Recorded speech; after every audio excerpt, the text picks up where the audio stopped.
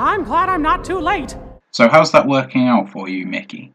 Hello everyone, this is Daughter Darkness, and today we've got a lot to talk about with Kingdom Hearts 3 and everything that was shown at E3 2018. And I'm going to be talking about everything we got, so all 3 trailers, plus obviously the release date that was done on Saturday night, just because then it means that I can do everything here rather than having to make 25 videos that are all like 2 minutes long and don't really go into much detail. And I think we're better place to start than with that release date, which was the first thing that we actually got released to the public officially by Square Enix. Kingdom Hearts 3 will release on the 25th of January 2019 in Japan and the 29th of January 2019 in the rest of the world. So that's a gap of 4 days between us and Japan, which is the smallest that it has ever been. And I mean, I can live with that. I don't think it's that big a deal. They'd already implied in the past that Kingdom Hearts 3 would probably release at least a few days earlier in Japan, and 4 is about the minimum that it's going to be. Obviously, it means that we'll have to be careful and avoid spoilers. I mean, I'm just removing myself from social media for those 4 days. But to be fair, I'm going to do that once the game's out anyway, because I'm not going to finish it in the first day. I want to savor and enjoy my experience. So it's going to be a few days at least of me playing Kingdom Hearts 3 where I'm going to have to avoid spoilers, so an extra 4 days on top of that isn't going to be that big a deal. Then there's obviously the elephant in the room. Kingdom Hearts 3 was delayed. It was originally going to release in 2018, now it's releasing January 2019. I don't think this is really a problem at all. In fact, I think it could be a very good thing. It's at most like a couple of months, maybe 3 months would be the absolute biggest delay that this is from what it was originally going to be. Honestly, you can live with that. The game's been announced for 5 years. I think you can live with an extra few months on top of that. My hope is that because of how confident they seemed in the 2018 release year for Kingdom Hearts 3 right up until this June, my hope is that it's the feedback from the Kingdom Hearts 3 premiere event. That basically they saw that they needed to make some more improvements than maybe they thought they had to, so they just have to spend a little bit more time ironing that stuff out and hopefully making the game a better experience for everyone. And that is the absolute best case scenario for me. Because, you know, I don't care if it releases in October, January, or next October.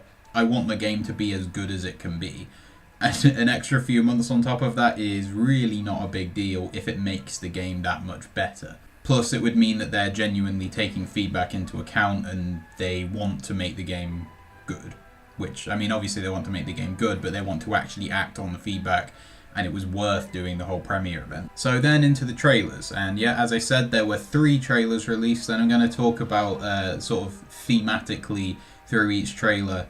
Firstly, I'll talk about the worlds and everything that was shown there for all 3 trailers, and then I'll talk about the gameplay for all 3 trailers, and finally, the story for all 3 trailers.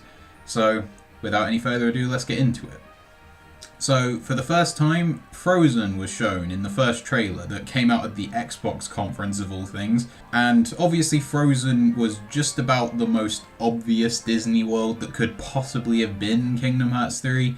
You know, I'm not complaining at all. I think it will be fine in Kingdom Hearts 3, but it's just seemed like since I think Taya Sui mentioned it in an interview in 2013, and since then it's basically been taken as a fact that Frozen would be in, but it's nice to receive the official confirmation. As the most popular modern Disney film, it's a no-brainer to put Frozen in, really, isn't it? The cutscenes in this world look really nice. It's almost hard to distinguish between the game and the actual film. With the way that it works so far, my guess is that we're going to run into Elsa right at the start of the world, and then we're going to mainly spend our time with Anna and Olaf and so on. And that will be like our party members for the game as we try to reach Elsa and help her and all that sort of stuff. But yeah, Frozen seems like a decent fit.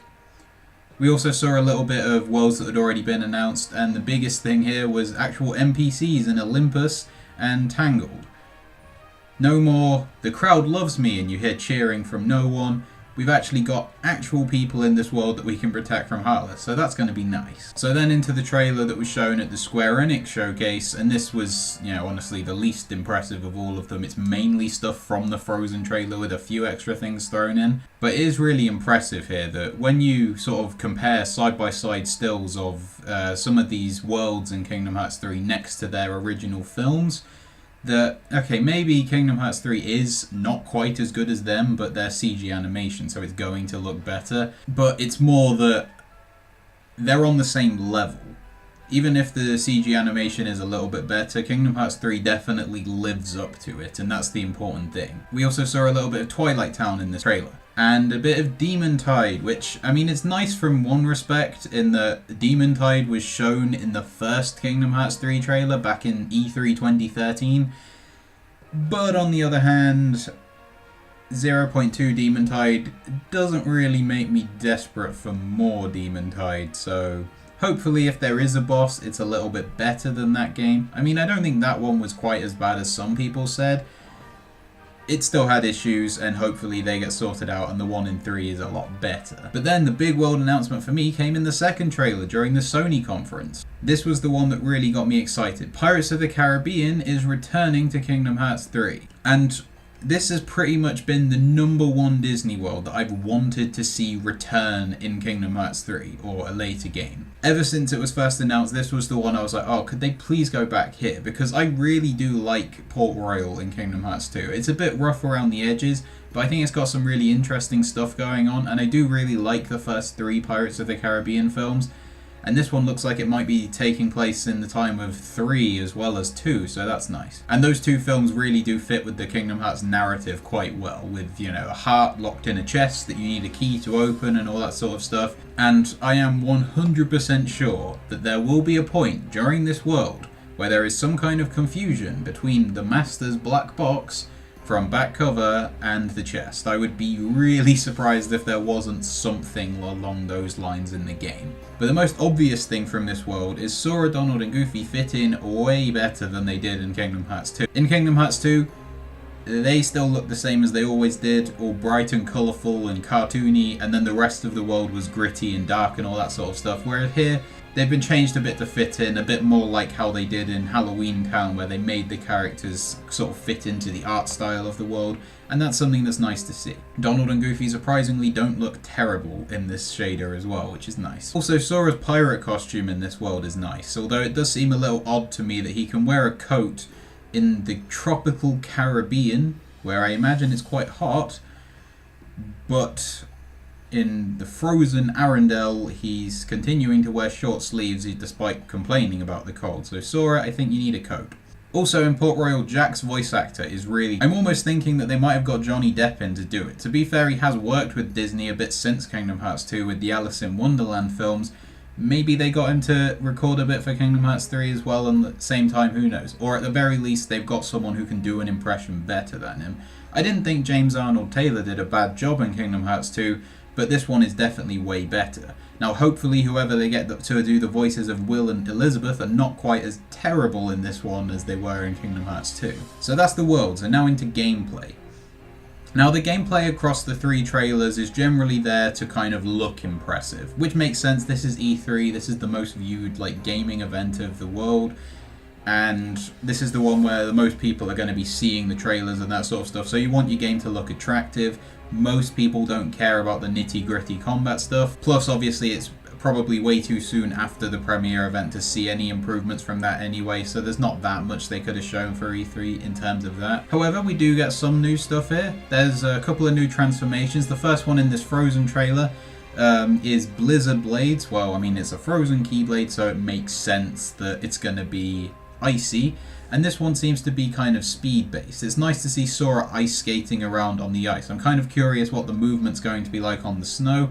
My guess is it'll probably be exactly the same, it just won't look quite as good as when you're doing it on actual ice. And on top of that, we've got what I'm assuming might be a scripted segment, which is Goofy curling. It might be a situation command, who knows. This is where basically Sora, Donald and Goofy get onto Goofy's shield and use it to slide down the snowy slopes and all that sort of stuff. That looks like it could be quite fun and a good way to get around the world a little bit fast. It's little details like that that make me really happy when I see them in Kingdom Hearts 3. It kind of reminds me of stuff like the jungle sliding in Kingdom Hearts 1. Stuff like that just makes the world feel a little bit more important. Because in Kingdom Hearts 2, as much as that is my favourite game in the series, the worlds are kind of just blank plains for you to fight stuff on. There's not that much integration into like you doing stuff that fits only with that world. So seeing like sliding down snowy slopes and that sort of stuff is good to see. Then Simba is a summon.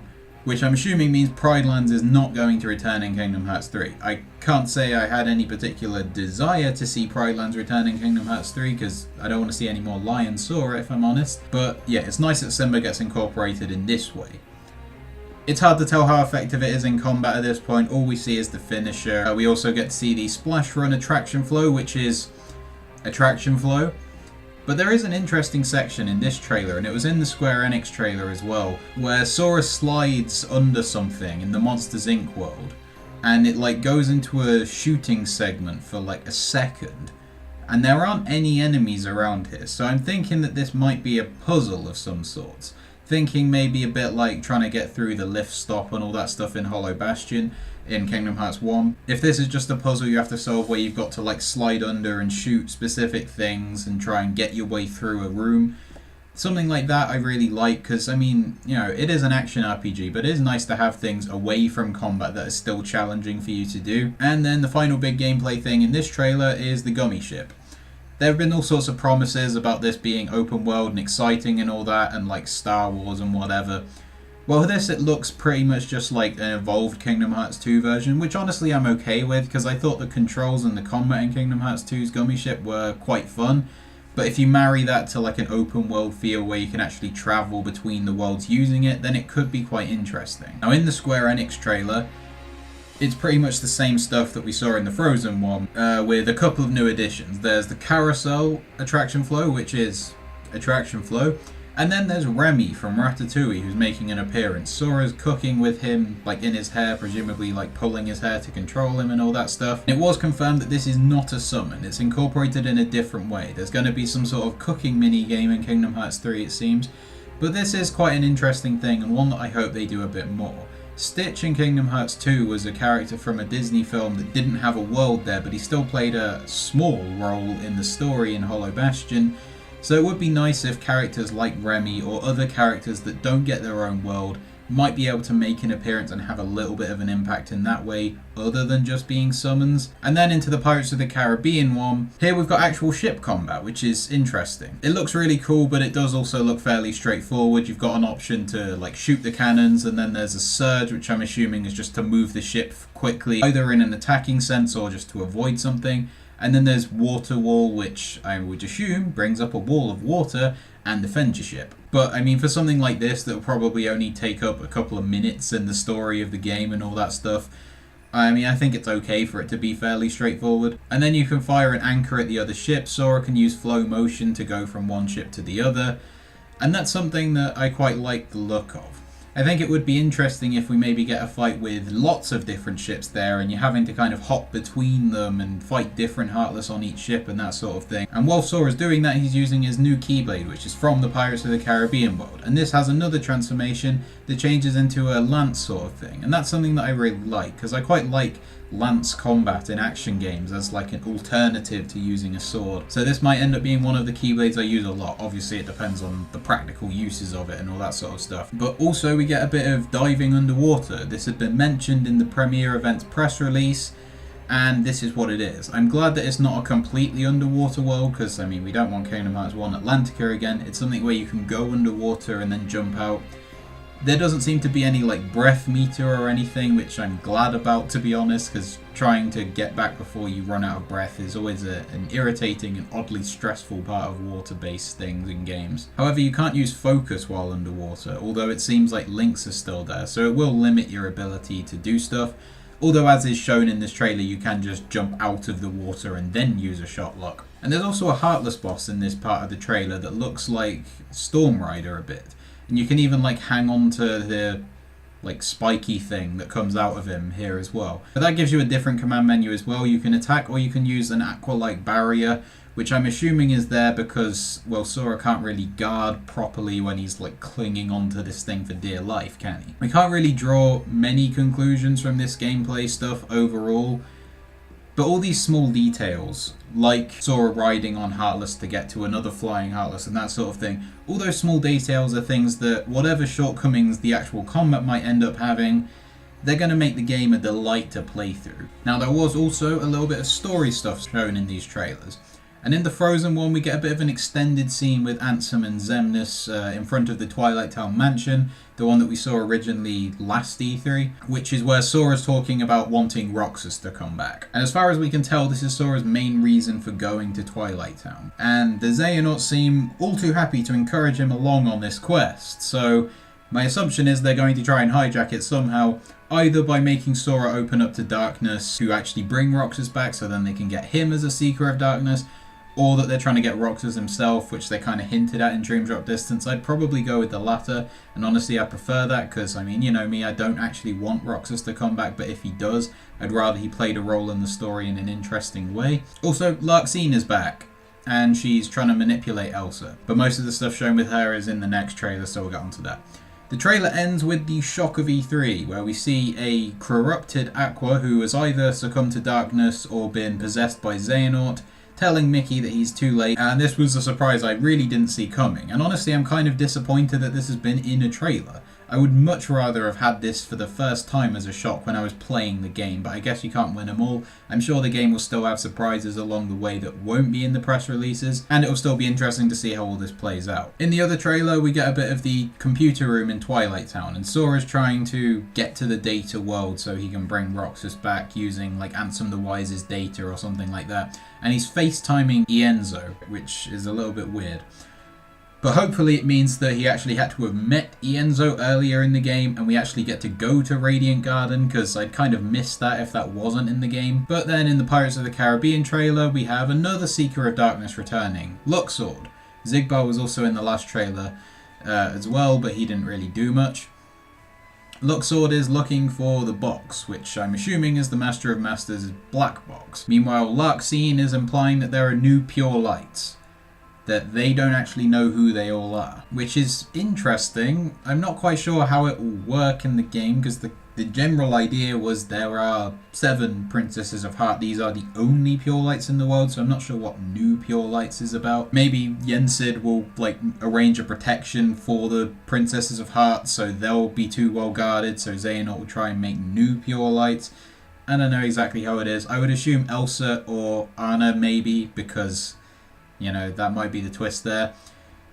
And Rapunzel are probably included in this number, but it's hard to really tell. That just seems like a bit of an odd thing to do, because it's always been, you know, the 7 Princesses of Heart. I'm not sure what they're going with there, but I guess we'll see. Kairi and Axel also appear in Kingdom Hearts 3 for the first time. Kairi certainly looks a lot better than she did in 0.2. She's had a haircut and she's got a new outfit, which Lee actually comments on. Kairi and Lee also appear for the first time in Kingdom Hearts 3. Kairi looks a lot better than she did in 0.2, which Lee even makes a comment about. But still, Lee is in his organization code. Can they really just not be bothered with giving him a new outfit? Or is there some reason for it? Is he going to maybe go into the darkness and he needs the suit to protect him or something like that? But then the trailer finishes with Riku on Destiny Islands. He looks to his side and sees someone who looks like it could be either Riku Ansem or Riku Replica. But as Riku smiles, I think it's a pretty safe bet it's Riku Replica.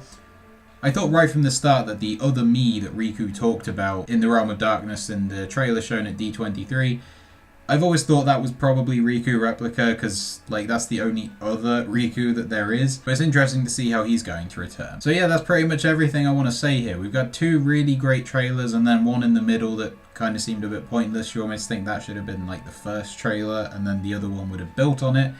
Whatever. But this is definitely the best E3 to be a Kingdom Hearts fan, apart from maybe 2013 when all this got first announced. But as Doctor Strange said, we're in the endgame now. About 7 months left until the game releases. I imagine there's going to be a lot of stuff they're going to be revealing and showing from now until then. I'm hoping that they're focusing on gameplay and obviously maybe a couple more world reveals. I don't want it to be a Final Fantasy 15 situation where you've basically got 90% of the plot before you go into the game. Though in terms of story, to be fair, if it's like Kingdom Hearts 2, it'll have like 15 hours of cutscenes, so I'm sure they're not going to be able to show all of that in the trailers. And hopefully, like, they don't show the final world or anything like that. I want that stuff to be a surprise. But anyway, yeah, we've got a lot more to be excited for and a lot to be excited about from this E3. Hopefully future reveals focus on improvements to the gameplay and that sort of thing, where this was more stuff looking cool, which made sense for E3. But yeah, that's all I have to say. So what did you think of everything we saw at E3 this year? Please leave your thoughts in the comment section below the video. And while you're down there, please like this video if you did. And if you liked it, then check out my other videos and subscribe to this channel. And as always, thank you for watching.